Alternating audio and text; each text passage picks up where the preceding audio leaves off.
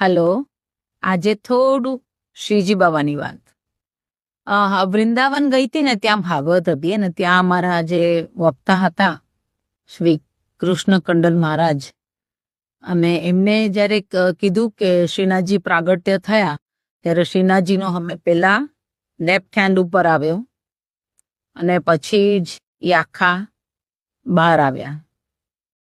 તો મારે જસ્તિતાને એ પૂછવું છે કે આપણા શ્રીજી બાબા જે છે એમનો ડાબો હાથ કેમ ઉપર જ હંમેશા, ને કંઈક સ્ટોરી તો હશે જ, રાઈટ? અને એક હાથ છે ને એમનો પાછળ જ, તો એ પણ શા માટે એવું?